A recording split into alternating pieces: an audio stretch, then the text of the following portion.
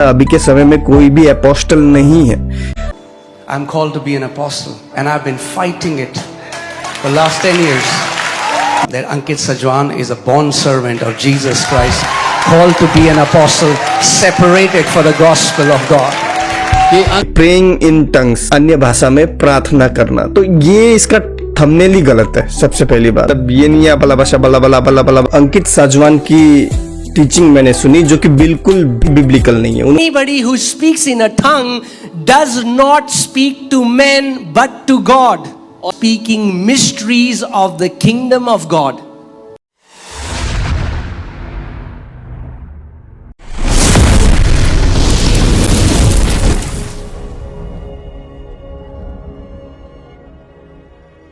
Praise the Lord my YouTube family. I hope everyone is good by the grace of God.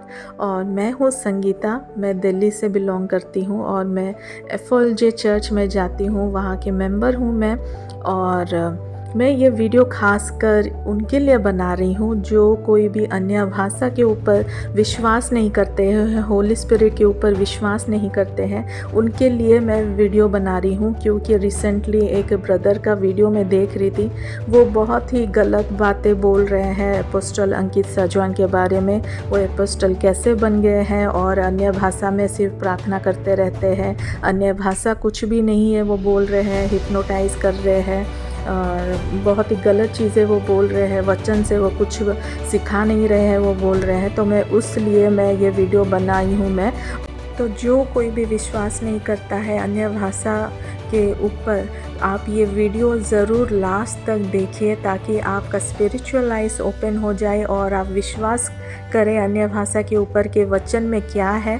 Apostle अंकित साजवान जी बहुत अच्छे तरह से समझा रहे हैं कि अन्य भाषा क्या है, होली स्पिरिट क्या है, वचन से निकाल के ही समझा रहे हैं। और आप ये सुने और आप ये वीडियो लास्ट तक देखिए ताकि आप समझ पाए और ज़्यादातर शेयर कीजिए ताकि जो कोई भी मेरे भाई और बहनें हैं जो नहीं जानते हैं वो जान पाए और प्रभु का वचन को सीख पाए और अन्य भाषा के ऊपर विश्वास कर पाए।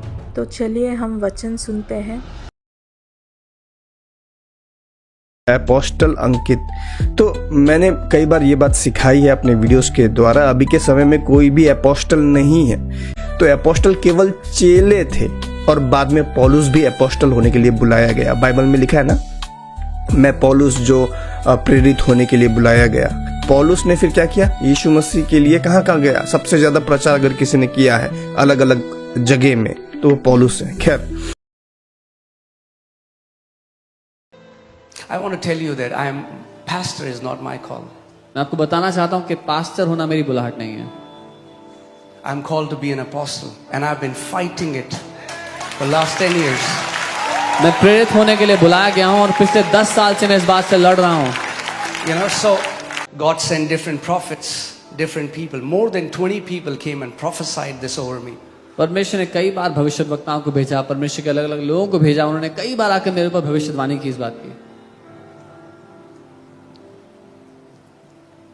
But you know what the Lord told me this morning? He said, you're more concerned about what people are going to say because you know they are going to persecute you and say things about you when you say that.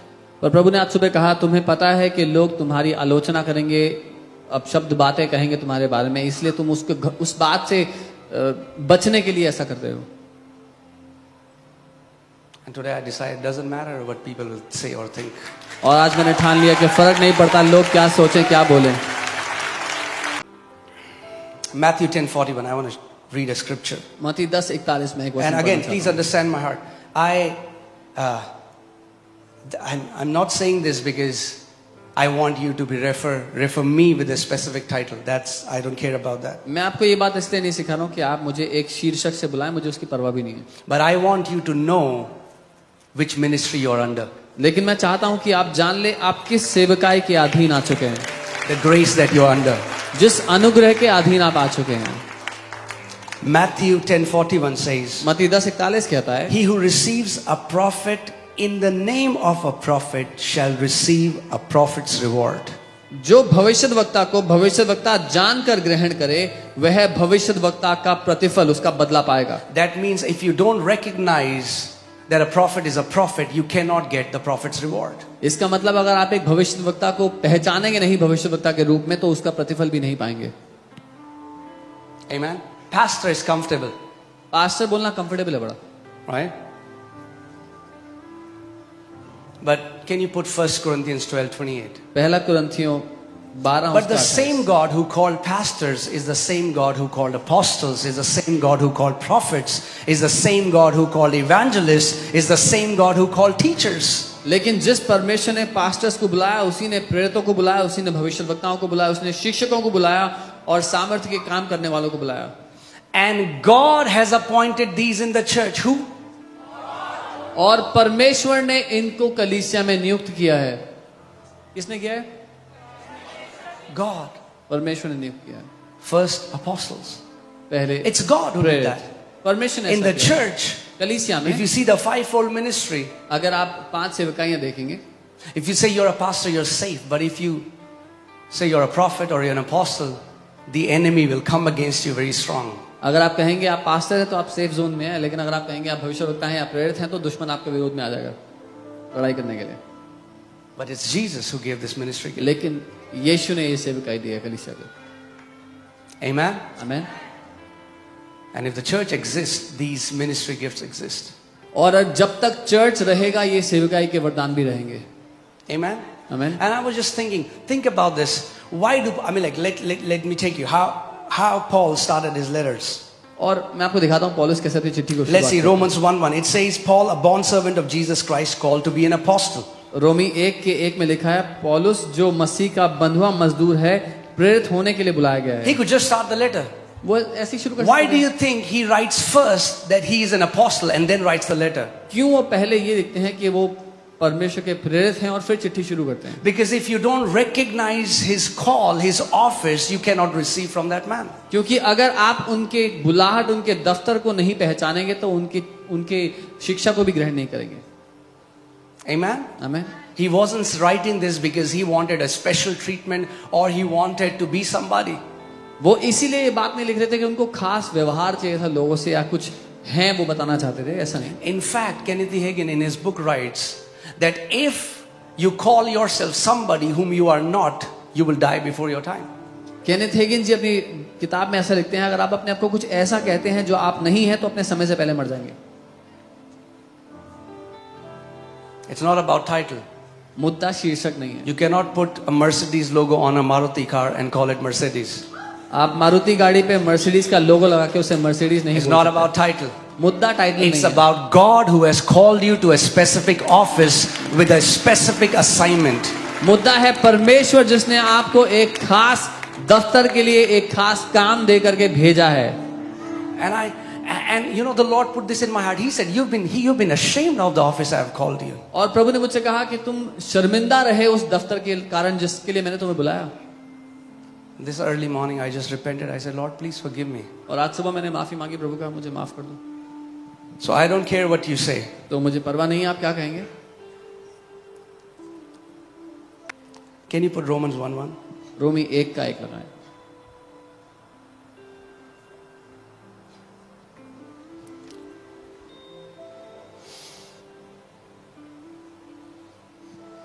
I want to say this boldly. और मैं ही आपसे कहना चाहता हूँ That Ankit Sajwan is a bond servant of Jesus Christ, called to be an apostle, separated for the gospel of God. कि अंकित सजवान जो यीशु मसीह का दास है और प्रेरित होने के लिए बुलाया गया है, परमेश्वर के उस सुसमाचार के लिए अलग किया गया है। Amen. आमीन। And I told the Lord, I said, Lord, I fully embrace my call today. मैंने प्रभु I से कहा- fully embrace my office today. मैंने प्रभु से कहा प्रभु मैं पूरी तरह से अपने दफ्तर को आज ग्रहण करता हूँ, पूरी तरह अपनी पुकार को आज ग्रहण करता हूँ। Amen. आमीन। And I tell you, in 1 year, और मैं आपको बता रहा हूँ 1 साल के अंदर अंदर we are going to explode. हम बहुत गुना बढ़ने वाले We are हैं, going to explode. बहुत गुना बढ़ने वाले We are हैं, going to explode in Jesus' name. बहुत गुना बढ़ने वाले हैं यीशु के God नाम has में। given Delhi to us in Jesus' name. परमेश्वर ने दिल्ली हमें दी है यीशु के नाम में। Amen. तो यहाँ पर सबसे पहले चीज ये यहाँ पर देखिए, प्रेइंग इन टंग्स, अन्य भाषा में प्रार्थना करना। तो ये इसका थंबनेल ही गलत है। सबसे पहली बात, अन्य भाषा जो चीज है वो अलग चीज है भाई। अन्य भाषा का मतलब ये नहीं है बला भाषा बला बला बला बला भाषा खरा खरा, ये नहीं। तो अंकित साजवान की टीचिंग मैंने सुनी जो कि बिल्कुल भी बिब्लिकल नहीं है। उन्होंने बस भाई जैसे कि आजकल के मोटिवेशनल स्पीकर्स होते हैं ना भाई, कुछ भी बोल दो, लोगों को जो अच्छा लगे वो सुना दो। और बाइबल तो बिल्कुल पढ़ ही नहीं रहे, बस 1 घंटे, आधा घंटे, 17.5 मिनट, पता नहीं कितने मिनट अबला भाषा बलाबा करके टाइम वेस्ट कर रहे हैं। हम चर्च क्यों जाते हैं? सीखने जाते हैं, बाइबल से सीखने जाते हैं। तुम्हारी कहानी तू ये खाली आबाला भाषा करने ये ऐसा करने नहीं जाते, सीखने जाते हैं। वचन किसने कहा, किसको कहा, क्यों कहा, किस कारण से कहा, यहूदी लोग ये पर्व क्यों मनाते हैं, किस लिए मनाते हैं, ये सब सारे ऐसे बहुत सारी चीजें सीखने जाते हैं। शिक्षा क्या है, खरी शिक्षा क्या है, फॉल्स टीचिंग क्या है, झूठी शिक्षा क्या है, सही शिक्षा क्या है, ये सब सीखने जाते हैं हम चर्च, टाइम पास करने नहीं। तो ये जो लोग जा रहे हैं संडे के दिन में चर्च में, वहां जाके अपना टाइम पास करे, खाली आबाला भाषा पकड़े, कुछ सीख नहीं रहे बाइबल से, क्या फायदा भाई? इससे अच्छा घर में ही रहो। Tongues is a language that we can speak anytime. It's a prayer tongue that Holy Spirit gives us. And many people call these people weird and call them that, they are blabbering, or they call it gibberish. और कुछ लोग ये मानते हैं कि अन्य भाषा वो भाषा है पवित्र आत्मा की ओर से प्रार्थना करने के लिए दी गई है। और कुछ लोग कहते हैं कि ऐसा करने वाले लोग थोड़े पागल हैं और कुछ भी बड़बड़ाते रहते हैं। Okay, please hear carefully that I have what I'm about to tell you. अब ध्यान से सुनना जो मैं बताने वाला हूँ। The Bible talks about diversities of tongues. Bible बात करती है भिन्न भिन्न प्रकार की अन्य भाषाओं की। Different kinds of tongues. अलग अलग तरह की अन्य भाषा। And if you understand the manifestation or the operation of different kinds of tongues, there would be no confusion. The Bible is very clear. और अगर आप इन भिन्न भिन्न प्रकार की भाषाओं का प्रकटीकरण समझेंगे बाइबल के मुताबिक, जो कि बहुत स्पष्ट है बाइबल में, तो फिर कोई परेशानी नहीं होगी। Okay, so I'm going to tell you the diversities of tongues. There are mainly 4 kind of different operations of tongues in the Bible. So मुख्य प्रकार से 4 तरह के उसके प्रकटीकरण हैं जो अन्य भाषा के हम देखते हैं वचन के मुताबिक। You can see that on the screen. It's tongues for personal edification. पहला है व्यक्तिगत उन्नति के लिए अन्य भाषा। Okay, so that's the first, tongues for personal edification. व्यक्तिगत उन्नति के लिए अन्य भाषा। The second is tongues for interpretation. दूसरा है अनुवाद के लिए अन्य भाषा। Third is tongues for deep intercessory groaning.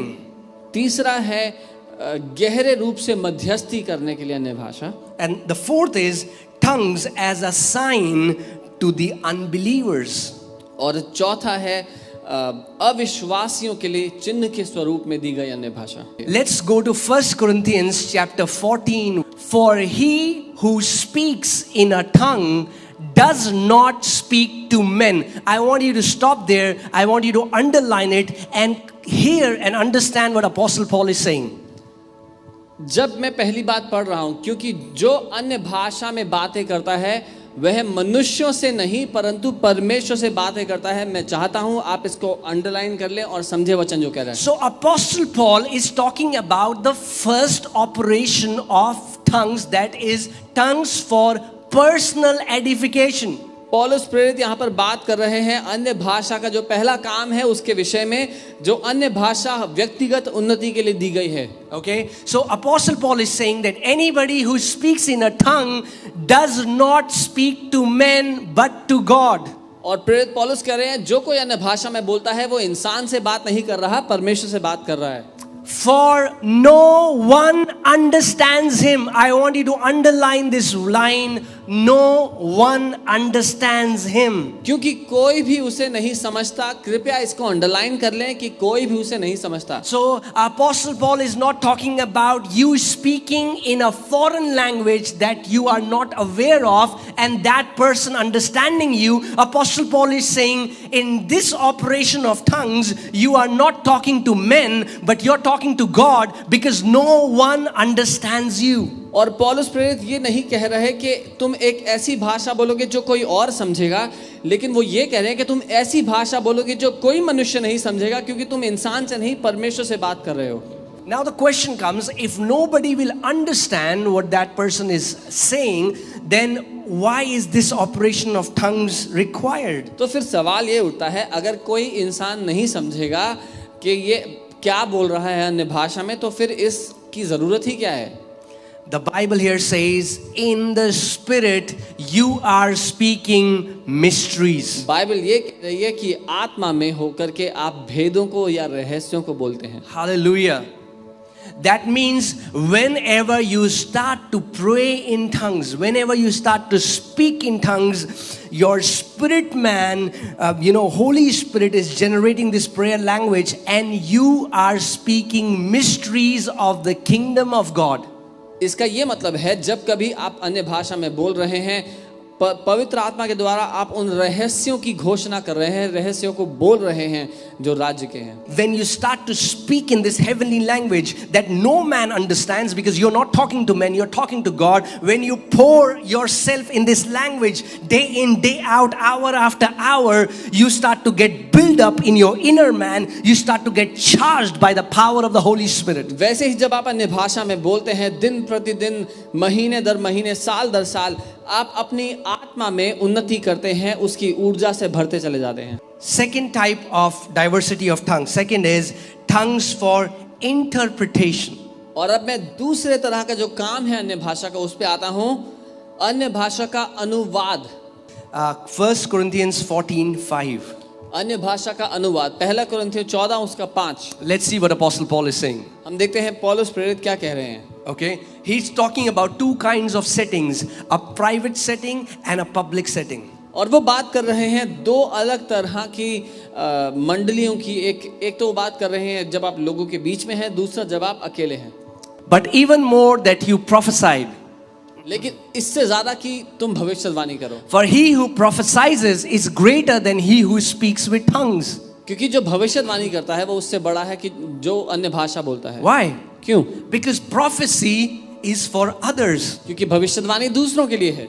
Tongues for personal edification is for just my edification. अन्य भाषा जो व्यक्तिगत उन्नति की है वो मेरी उन्नति के लिए अच्छी है। Think about it. If I'm a person who prays in 8 to 10 hours in tongues every day, I get edified. But if I don't prophesy to you, then I don't bring any edification to you. और कल्पना कीजिए मैं रोज 8-10 घंटे अन्य भाषा में बोलता हूँ, लेकिन जब मैं आपके पास आ रहा हूँ भविष्यवाणी का कोई वचन नहीं बोल रहा, तो आपकी कोई उन्नति नहीं हो रही मेरे अन्य भाषा में बोलने से।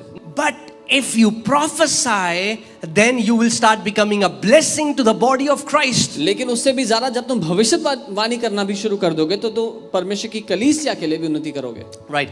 When in a public setting, जब आप लोगों के बीच में हैं, and in a public setting, imagine if I come to church this Sunday. कल्पना कीजिए मैं इस रविवार कलीसिया आता हूँ And I prayed in tongues. और मैं आया और मैंने अन्य भाषा में प्रार्थना की। I just prayed in tongues for 1 hour. मैंने 1 घंटे तक अन्य भाषा में प्रार्थना की। And I said, thank you so much. और मैंने कहा बहुत बहुत धन्यवाद। And I went away. और मैं चला गया। You will be like, what? तो आप बोलोगे क्या हो गया? I got edified for that 1 hour. 1 घंटा मेरी तो उन्नति हुई है, But you didn't. लेकिन आपको कुछ नहीं मिला। But if after speaking in tongues, I interpret it and give you the message, then I get edified and you also get edified. लेकिन अगर अन्य भाषा में बोलने के बाद मैं उसका अनुवाद आपको बताऊं तो मैं भी उन्नति करता हूं अपनी और आपकी भी उन्नति होगी। So hear carefully. इसलिए ध्यान से सुनना। Tongues that are interpreted come in the same level of prophecy. वो अन्य Prophecy, भाषा, because it's a God inspired word for you. वो अन्य भाषा जिसका अनुवाद किया जाए वो उसी स्तर पे रखा गया है वचन के मुताबिक जहां पर भविष्यवाणी रखी गई है, क्योंकि दोनों परमेश्वर की ओर से आपकी उन्नति के लिए, कलीसिया की उन्नति के लिए है। That's why Apostle Paul is saying, in a public setting, I would rather use few words that people will understand rather than saying 1,000 words in tongues that they would not understand. इसीलिए पौलुस प्रेरित कहते हैं कि मैं जब लोगों के बीच हूं तो कुछ शब्द कहूंगा जिनसे उनकी उन्नति हो, हजारों शब्द अन्य भाषा में कहने की जगह। But the same Apostle Paul in the end of this chapter says, I thank my God that I pray in tongues more than you all. लेकिन फिर वही पौलुस प्रेरित इस अध्याय के अंत में ये कहते हैं कि मैं अपने परमेश्वर को धन्यवाद देता हूं कि मैं तुम सबसे ज्यादा अन्य भाषा में प्रार्थना करता हूं. Also, you know, if I only pray with my understanding, my prayers would be so selfish. अगर मैं केवल अपनी समझ से ही प्रार्थना करूंगा तो मेरी सारी प्रार्थनाएं बहुत ही मतलबी होंगी. You know, and I'm not saying that we don't use our language. Paul मैं ये says, नहीं I कह रहा. will also pray in my, I'll also pray in tongues. I'll also pray in my with my language. We'll do both. मैं ये नहीं कह रहा कि हम अपनी समझ के मुताबिक अपनी प्रार्थना अपनी भाषा में प्रार्थना ना करें. पौलुस कहते हैं कि मैं अन्य भाषा में भी प्रार्थना करूंगा और अपनी समझ के मुताबिक भी प्रार्थना करूंगा. Okay, but in a public setting, लेकिन लोगों के बीच में, see, when I'm in my home, जब मैं अपने घर पे हूँ, 99% whenever I'm praying in tongues. 99% जब मैं प्रार्थना कर रहा हूँ मैं अन्य भाषा में कर रहा हूँ. But when I'm standing here, लेकिन जब मैं यहाँ खड़ा हूँ, I cannot pray in tongues for 1 hour. You will go home unedified. मैं यहाँ खड़े होकर 1 घंटे अन्य भाषा में प्रार्थना नहीं कर सकता. आपकी कोई उन्नति नहीं होगी और आप घर चले जाओगे. But लेकिन if Holy Spirit wants, अगर पवित्र आत्मा चाहे, He can stir my heart and give me a word in tongues and then give the interpretation for it. तो वो मेरे हृदय को उजागर करके मुझे वो अन्य भाषा में प्रार्थना करने के लिए और उसके साथ उसका अनुवाद दे सकता है. So the manifestation of tongues for interpretation is presented in a public assembly accompanied by interpretation by the same person or by some other person. So अन्य भाषा का जो अनुवाद है वो कैसे कार्य करता है? जब आप लोगों के बीच में हैं तब जब आप अन्य भाषा बोल रहे हैं या तो आप स्वयं उसका अनुवाद करेंगे या फिर और कोई व्यक्ति उसका अनुवाद करेगा. The third diversity of tongues is tongues for deep intercessory groaning. और तीसरी प्रकार की अन्य भाषाएं वो गहरे हृदय से जब मध्यस्थी करते हैं तब. Okay, and again it's for our personal setting. और ये भी तब के लिए है जब हम अकेले हैं. Okay, Romans 8:26 talks about it. रोमी 8:26 इसकी बात करता है. You know that the Spirit Himself groans with utterances, with you know with groanings that cannot be uttered. कि वो आत्मा स्वयं ही गिड़गिड़ाहट के साथ उन प्रार्थनाओं को करता है जिनको बयान नहीं किया जा सकता. Even we saw how Jesus said that to Peter. Peter, Satan has asked permission to sift you like wheat, but I prayed for you 3 times. So we see that we can become those people who can pull people out of the clutches of Satan, people who are bound for destruction, people who are bound for death. God can partner with you to bring that person out of that destruction. और हम देखते हैं यीशु ने पतरस से कहा कि शैतान ने तुझे गेहूं की तरह रौंद देने के लिए 3 बार मांगा, पर मैंने तेरे लिए प्रार्थना की. जब हम मध्यस्थी करते हैं हम लोगों को शैतान के चंगुल से छुड़ा ला सकते हैं जब हम उनके लिए मध्यस्थी करते हैं. And the beautiful thing is that you may be even groaning for situations that you don't know. Those situations or those events are completely unknown to you. और खूबसूरत बात तो ये है कि आप ऐसी घटनाओं के लिए, ऐसे लोगों के लिए प्रार्थना कर रहे होंगे जिनको आप जानते भी नहीं हैं, जिनका आपको कोई अंदाजा नहीं है. So now we'll see the fourth diversity of tongues. और चौथा जो कार्य है अन्य भाषाओं that is tongues as a sign to the unbeliever. और वो है अविश्वासी के लिए एक चिन्ह के स्वरूप में अन्य भाषा. And this has caused so much of confusion. और इस बात ने इतनी समस्या पैदा की है कलीसिया. You know, let's see 1 Corinthians 14:22. हम पहला कुरिन्थियों 14 1 Corinthians 14:22 we'll see that. Therefore tongues are for a sign, not to those who believe, but to unbelievers. इसलिए अन्य भाषाएं विश्वासियों के लिए नहीं परंतु अविश्वासियों के लिए चिन्ह है. Okay, this phenomena it took place on the day of Pentecost. और ये जो घटना हुई पेंतिकुस्त के दिन हुई. You can read that in Acts chapter 2 verses 4 to 11. But when these people were praying in tongues, we have to understand when the first time Holy Spirit came down, it was a public setting. These all people were hearing these people praying in tongues, and God was speaking to these people who were unbelievers in their own language, and they marveled because they heard them glorifying God. प्रेरितों के काम 2 उसके 4 से 11 में आप ये पढ़ सकते हैं। अभी समय नहीं इसलिए हम पढ़ेंगे नहीं, लेकिन आपको ये समझना ज़रूरी है, जब पहली बार पेंतीकोस्त के दिन परमेश्वर का आत्मा उतर के आया तो वो लोगों के बीच में, लोगों के सामने ऐसा हुआ और लोग अन्य अन्य देशों की जगहों की भाषा बोलने लगे और लोग ये देखकर हैरान थे कि हमारे देश की भाषा में परमेश्वर की महिमा कर रहे हैं।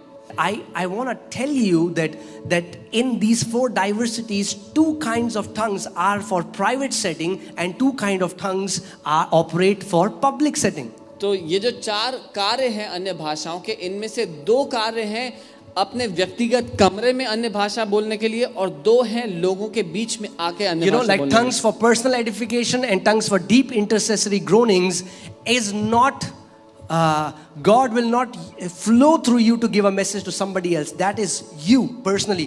But the tongues for interpretation and tongues as a sign to the unbelievers will be for a public setting. और जो पहला है यानी कि व्यक्तिगत उन्नति के लिए प्रार्थना और गहरे हृदय से मध्यस्थी की प्रार्थना, ये दोनों परमेश्वर आपको आपके लिए देता है जब आप अपने प्रार्थना कक्ष में हो या अकेली जगह पर हो। लेकिन जो अनुवाद है और अविश्वासियों के लिए चिन्ह है, वो स्वरूप आपको दिया जाता है जब आप लोगों के बीच में हो। इसलिए So when Holy Spirit comes to live in you, the Spirit of God brings His prayer language. तो जब पवित्र आत्मा आप में रहने के लिए आता है तो वो प्रार्थना की भाषा लेकर के आता है। Because think about it, if Holy Spirit had to pray through your language, which is limited, and your understanding, which is limited, then Holy Spirit will also have to pray limited prayers through you. क्योंकि कल्पना कीजिए, अगर पवित्र आत्मा को आपकी भाषा में आपके साथ प्रार्थना करनी होती तो आपकी भाषा जो सीमित है और आपकी समझ जो कि सीमित है, उसके मुताबिक पवित्र आत्मा को भी सीमित प्रार्थना करनी पड़ती। But when this is in the last Sunday we saw how this is the eternal wisdom of Godhead, how Holy Spirit bypasses your mind and connects your spirit to the mind of God so that you become a partner releasing or decreeing heaven on the earth. So when you are speaking in tongues, you are actually releasing mysteries, declarations, the plans of God, the purposes of God on this earth. और पिछले रविवार हमने देखा कैसे ये परमेश्वर की वो अनंत की बुद्धि है जिसके मुताबिक उसने पवित्र आत्मा को हमारे पास भेज दिया। और अब जब हम पवित्र आत्मा के साथ मिलकर के अन्य भाषाओं में प्रार्थना करते हैं तो हम वो डिक्लेरेशन, वो घोषणाएं करते हैं, परमेश्वर की योजनाओं की घोषणाएं करते हैं, परमेश्वर जो चाहता है पृथ्वी पे करना उसको कहते हैं। That's why never think that you're wasting time praying in tongues. इसलिए कभी भी मत सोचना कि मैंने समय बर्बाद कर दिया अन्य भाषा में प्रार्थना करके। Externally you're not seeing anything, but internally you are getting charged. Your inner man is getting built up. बाहरी रूप से आपको कुछ नजर नहीं आ रहा, लेकिन अंदरूनी रूप से आपका जो भीतरी मनुष्य है वो ऊर्जा से भर रहा है परमेश्वर के अभिषेक से। Hallelujah. I pray that let it become your lifestyle to pray in tongues. Let it become your lifestyle to speak mysteries hour after hour, hour after hour, day in, day out. मेरी ये प्रार्थना है कि अन्य भाषा में बोलना आपकी जीवन शैली बन जाएगी। घंटे दर घंटे आप अन्य भाषा में बोलते चले जाएंगे।